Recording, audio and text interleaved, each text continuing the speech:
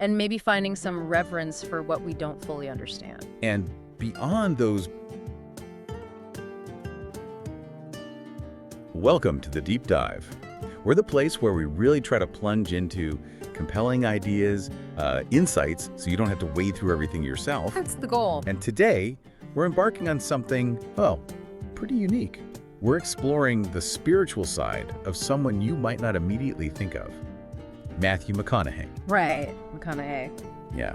We're diving into his collection, Poems and Prayers, a reflection on faith and doubt. It's a surprisingly intimate look into a very public figure. It really is an intriguing setup, isn't it? You have this actor, famous for these big roles, this huge charisma. Totally. All right. Exactly. And now he's inviting us into these really deep personal spiritual questions. And he's doing it through poems, meditations, prayers. So our mission here for this deep dive is basically to guide you through the main themes, the specific style he uses, and those personal reflections in the work. We want to help you understand how he explores faith and doubt and wonder and figure out, why this collection might resonate with some people, or maybe why it wouldn't for others. And what's really interesting, I think, is how it's not your typical celebrity memoir. No, not at all. He doesn't give you this, polished story or clear-cut answers. It's much more raw, almost fragmented. It kind of mirrors the uncertainty he seems to be exploring. That's a great way to put it. Fragmented. Which feels like a powerful statement in itself, right? Yeah. That maybe true spiritual searching isn't about finding the answer, but just being okay with the journey. Exactly. Embracing the process. So what does that mean for you listening? I mean, in a world that really seems to demand certainty about everything. Yeah, black and white thinking. What happens when someone like McConaughey just publicly steps into that, messy, sometimes confusing, but also beautiful space between faith and doubt? It's a vulnerable thing to do. It is. So we're going to use insights and analysis from Poems and Prayers as our map today, kind of giving you a shortcut to understanding what it's all about. Exactly. And like you said, this isn't a book you pick up for quick, easy answers. It's much more of an invitation to sort of participate in your own questioning alongside him. Okay. And to really get it, I think we need to understand the form first. It's not a linear autobiography, right? Not chapter 1, chapter 2, building a single story like you might expect. Right, no narrative arc in that sense. Instead, it's these fragments, little snapshots of thoughts, feelings, even confessions. You get poems, you get meditations, prayers, all sort of woven together. It creates this tapestry of his inner world. It almost feels like he had to use poetry in these forms, doesn't it? Right. Logic and straightforward prose just wouldn't cut it for what he's trying to express. Yeah, like he's reaching for something beyond pure reason. Right, that mystical feeling, the unclear stuff, that sense of longing. He's trying to articulate things that, pure reason struggles with. And he's surprisingly honest about his struggles. Yeah. He actually admits belief itself feels harder these days. Wow, yeah. And I think a lot of us could probably relate to that feeling, right? Yeah. Especially now. But the key thing is, he's not giving up on it. No. Whether it's belief in himself or others or some bigger spiritual idea, he's staying in the ring, wrestling with it. And that willingness to wrestle, to use poetry for what's hard to say. Yeah. It lets him touch on these really big universal themes, things that resonate across a whole lifetime. Like the really big ones. Yeah, the fundamentals. Yeah. Faith, belief, doubt, gratitude's in there, mortality, dreams, family. The stuff people grapple with forever. These aren't just passing thoughts, they're like the bedrock of being human. And he's inviting you to consider them with him, not just intellectually, but emotionally too. Okay, so we've kind of touched on what he's writing about and maybe why it connects. Yeah. But how does he actually, bring these big ideas to life on the page? Yeah, the style and voice. That brings us to the style, Yeah. the voice you find in Poems and Prayers. And what jumps out right away is that it's not just a simple, here's my faith statement. Definitely not. It's really a journey through tensions, especially that tension between belief and doubt. Yeah. You mentioned he's open about how faith isn't easy, especially in an uncertain world. Yeah, that honesty is crucial. It really is. I think it's a huge part of why it works, because he's navigating complexities that, frankly, a lot of people prefer to avoid. Absolutely. He's constantly asking, what should I believe in, why, and how faithfully can we actually hold on to belief when life throws all its messiness at us? likes messiness. Yeah. And this isn't just like abstract philosophy for him. He connects it to real challenges, the uncertainties we all bump up against. Right. Think about those times when your own beliefs get shaken up by something unexpected or a loss or just confusion. Yeah. McConaughey doesn't pretend to have the neat answers. Instead, he kind of models that messy human process of grappling with it all. Right. And that makes his struggle feel very, very relatable. And he also gets into that other big tension, the push and pull between reason and wonder. Oh, yeah. That's a recurring theme. He keeps highlighting the contrast between, logic, what we can prove, what we can see, and then wonder, what we can't explain, what just moves us. The known versus the mysterious. Exactly. That sort of scientific, empirical view versus the awe-inspiring, maybe spiritual side of life. Yeah. It's a dynamic I think a lot of us feel every day, just trying to make sense of things. And what's really insightful there, I think, is that he's not saying, okay, throw logic out the window. No. No.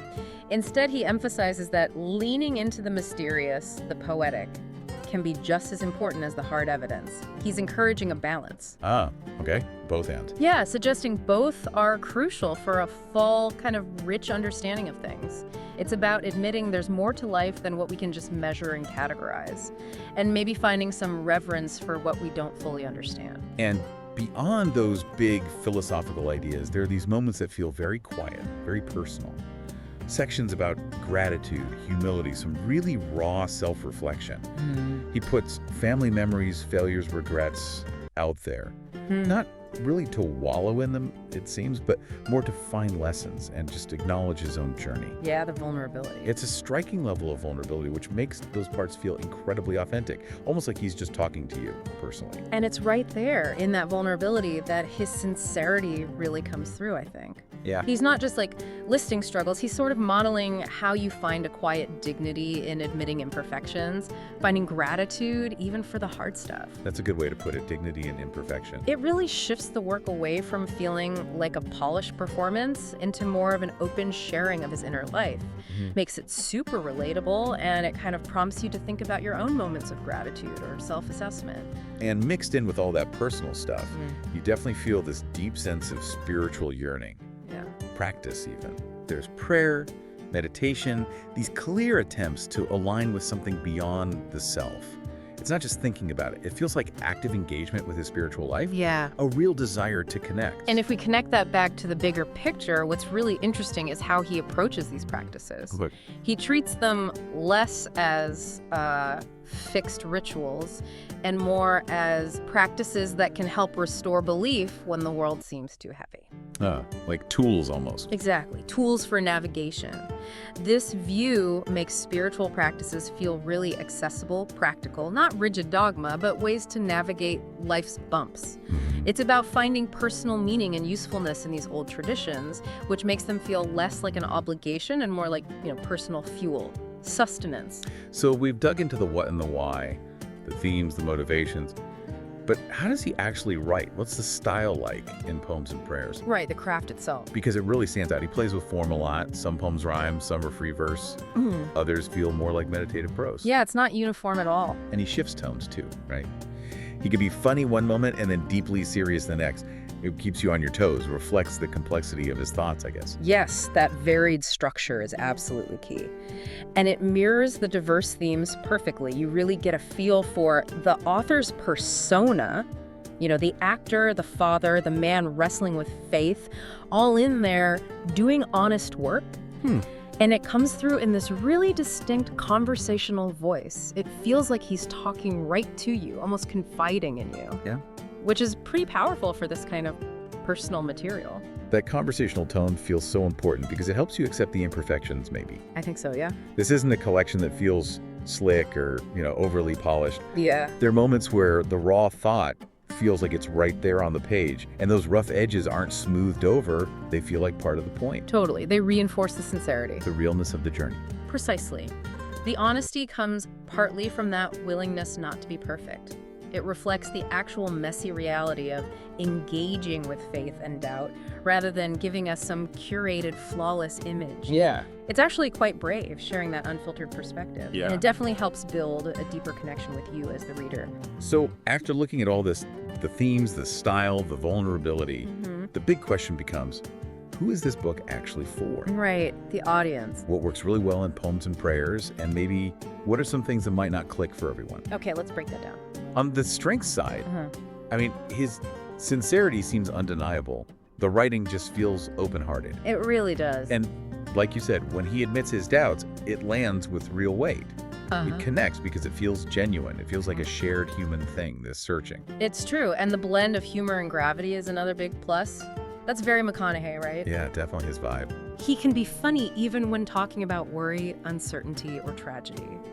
And somehow that lightness actually gives the more serious parts weight. It stops it from getting too heavy or preachy. Keeps it human.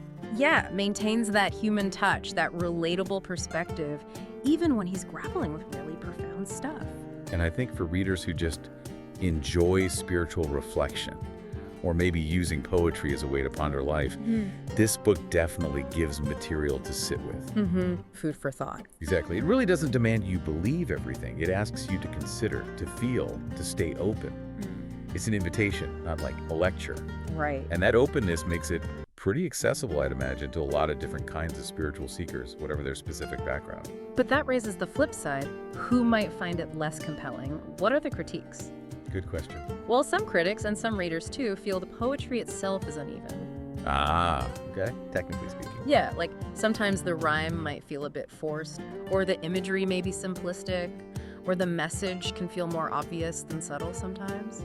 Right. It's not always aiming for, deep lyrical complexity or really intricate symbolism. So that might disappoint people looking for a more traditional high art poetry experience. That's a fair critique. And related to that, there are also moments where the philosophical or spiritual reaches seem more hopeful than rigorous. Yeah. Meaning, for someone wanting really tight, maybe academic level philosophical arguments or deep theological exploration, parts might feel a bit surface level. Okay. It's not trying to be that kind of dense intellectual work or, virtuoso poetry. It feels much more like a heartfelt sharing of personal thoughts and feelings. Okay, so given those strengths and maybe some of those critiques, who is the ideal reader? Yeah, who should pick this up? Well, it seems like it's really for you if you like writers who ask more than they answer, who comfortably mix faith and doubt together. Embracing the paradox. Exactly. If you appreciate poetry that reads like reflection more than performance, and crucially, if you don't mind a work that's imperfect but earnest, Yeah, the earnestness is key. then this book will probably speak to you pretty deeply. And for others, Yeah. maybe someone who prefers things a bit different. Well, if you really prefer highly polished, deeply symbolic poetry, or maybe straightforward narrative memoirs, you might not love everything in this collection. Okay. But even then, like we've been saying, there's still real value in its openness. Yeah. Its willingness to just wrestle with these huge themes out loud in public. Yeah, it's definitely a unique voice in that space. For sure, it's a different kind of contribution to the whole conversation around spiritual reflection. Okay, so to kind of wrap things up, Poems and Prayers is really a deeply personal, often vulnerable exploration of life's biggest questions. The biggies. And it's presented not as a rule book with definitive answers, but much more as an invitation to your own self-reflection. Yeah, encouraging you to engage with your own spiritual landscape, whatever that looks like, and to embrace the fact that inquiry is an ongoing journey, not a destination. McConaughey, really, in his own unique way, invites us all to just sit with our uncertainties for a bit, to maybe embrace the questions just as much as we chase the answers. Yeah. So maybe a final thought for you listening. In your own life, what mysteries do you allow yourself to lean into? And what wonders do you let yourself embrace, even when logic doesn't give you a clear path forward? Something to ponder. Definitely something to ponder. We'll leave you with that thought until our next deep dive. Grab Poems and Prayers by Matthew McConaughey, now on sale for $21.95. Don't miss this chance to build good habit and achieve remarkable results. Buy now, today.